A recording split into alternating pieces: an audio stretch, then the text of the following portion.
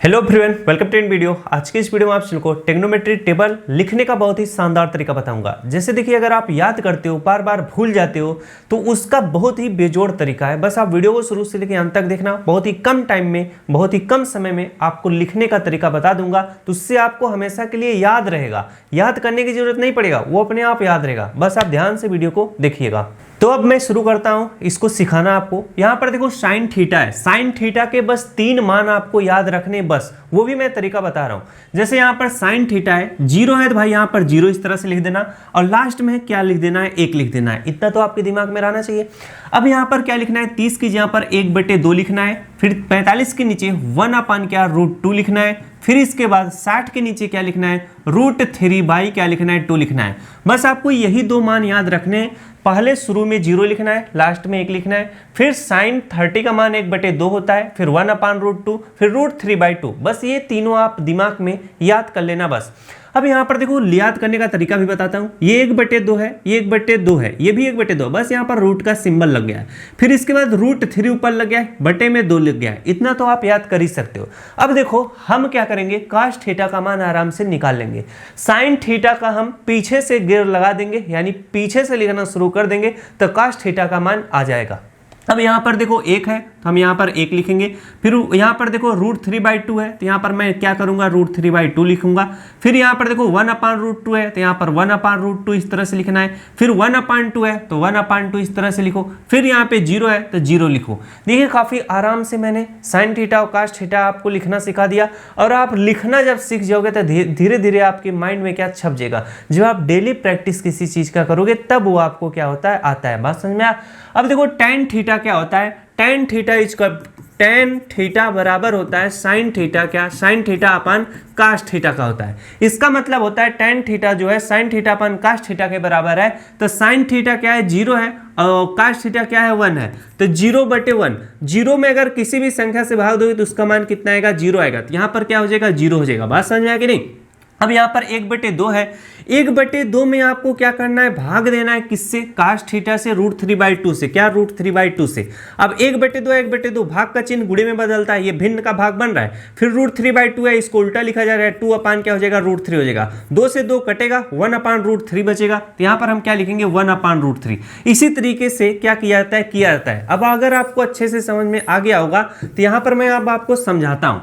यहाँ पर 1/√2 है, भाग देना है 1/√2 से। √2 से √2 कट जाएगा, 1/1 बचेगा। तो 1/1 का मान क्या होता है, 1 होता है। अब यहाँ पर √3/2 है, भाग देना है 1/2 से। तो 2 से 2 कट जाएगा, बचेगा क्या, √3/1 बचेगा। तो √3/1 को √3 लिखेंगे।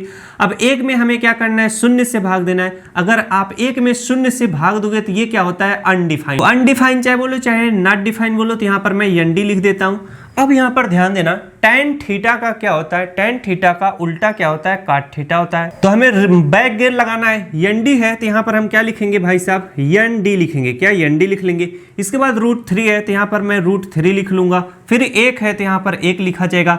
अब यहाँ पर 1/√3 है, तो 1 क्या लिखेंगे, रूट इस तरह से 3 लिखेंगे।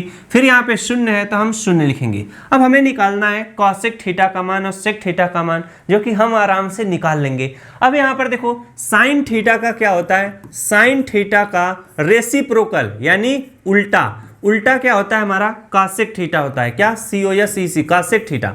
अब साइन थीटा का हमें उल्टा लिखना है। 0 है, तो 0 है तो इसके नीचे कुछ भी नहीं है, तो 1 समझा जाता है। अब 0/1 का उल्टा लिखोगे तो 1/0 आएगा। अब 1 में अगर 0 से भाग दोगे, यानी किसी भी संख्या में 0 से भाग दोगे, तो वो क्या होता है, ND होता है, यानी नॉट डिफाइन होता है। इसके बाद हमें क्या करना है, 1/2 का उल्टा लिखना है। 1/2 का उल्टा क्या होता है, 2/1 होता है। क्या होता है, 2/1 होता है। तो 2/1 है, नीचे अगर 1 है तो उसे हम छोड़ देते हैं, सिर्फ 2 लिख लेंगे। बात समझ में आया? तो 2 हो जाएगा।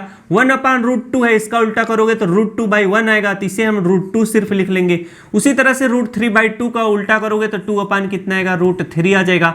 इसके बाद 1 का उल्टा क्या होता है, हमेशा 1 ही होता है। इतना मस्त तरीका आपको बताया हूं, मजा आ गया होगा सीख करके।